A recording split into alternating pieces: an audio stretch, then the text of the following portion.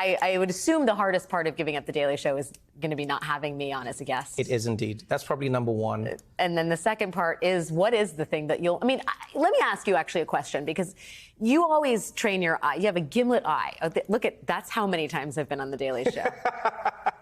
I'm not saying I asked them to make that, but I asked them. It's technically The Daily Show with Trevor Noah and Alex Wagner. Listen, I suggested they change it to that.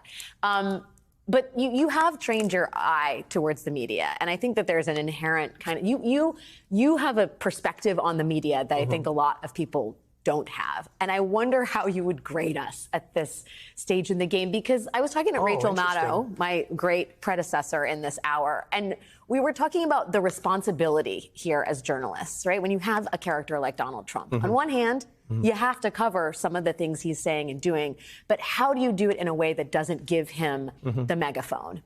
Do you think we've gotten better?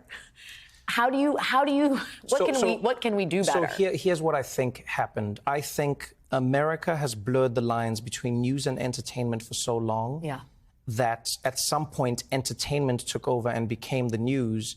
And if there's one thing Donald Trump has always known how to do, it's how to be entertaining. And you look at the very inception, the very beginning of the idea of Donald Trump being on the news, there was campaigns reaching out to CNN and saying, hey, you need a cover. This is funny. This is great for us. I think a lot of Democrats have to look at themselves and say, why did we encourage this? You know, I've spoken about this on my show.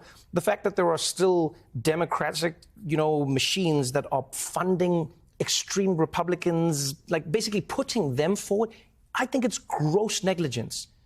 Forget everything else that you're trying to do in life. It is grossly negligent to say, I believe this person is going to destroy democracy. But you know what I'll do?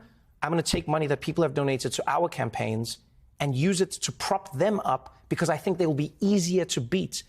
But are you willing to take the risk that this person may be easier to beat? You don't remember what happened with Donald Trump? It turned out he was a lot harder to beat than you thought. And so, when it comes to the grading, I don't grade anybody because I'm not a master at this. I don't even claim to be, but I look at what people could do differently. I think the media learned a lesson. I think every news outlet went, oh, wow, we thought it was a joke. We played with the joke, and now he turned it on us.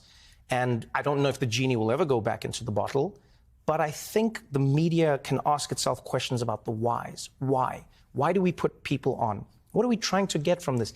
Is it a ratings push? If it is, almost be honest. Just say, you know what, we're doing this to get ratings, and that's that. Don't hide it. Don't add icing to the cake to try and make it seem like it is what it isn't.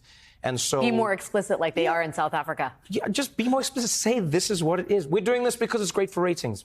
Do it and go ahead. But I think a lot of the time, American news will masquerade, will live in this world of, oh, no, this is so important. It's like, it's great for ratings. And I understand that challenge, but also acknowledge that there is a country that is watching what you are creating. Good for ratings, bad for the country.